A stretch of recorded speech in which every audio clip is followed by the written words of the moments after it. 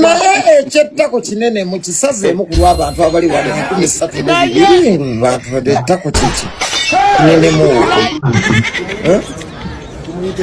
muyite mwami Eddie Kenzo mwami mufumbo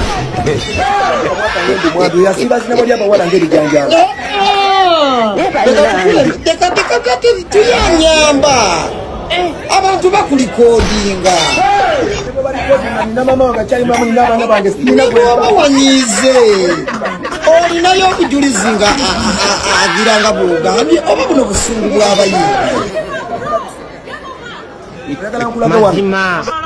omukulu Eddie Kenzo feno gwe tumanyi ng'omufumbo ediziza bafana mukambwe mukko yagamba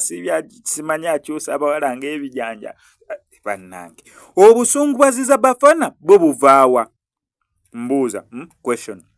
obusungu bwaziza bafana bwe buvaawa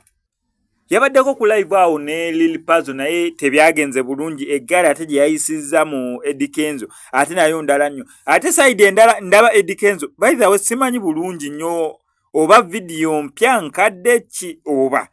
olw'ensonga ogendera aka video akamu eno nga aziza bafana atakinze Eddie Kenzo kena sibadde ensembe y'okulaba ate nga aziza bafana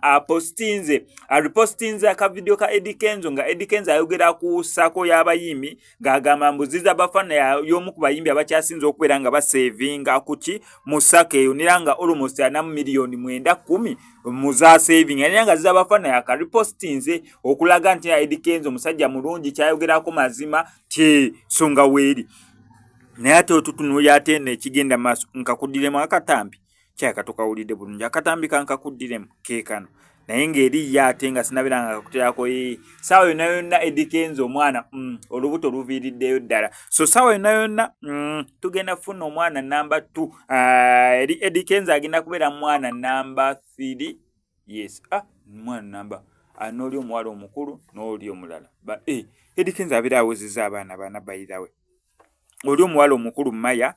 then kuddako ono gwe yazaala ne Rema Namakula ne mulala ono gwalina ne Fiona Nyamutoro kati n'oyo ali abeera awezezza abaana bana kale okirabye omukulu wa Federation nti baana bana Eddie Kenzo abeera awezezza abaana bana Rema Namakula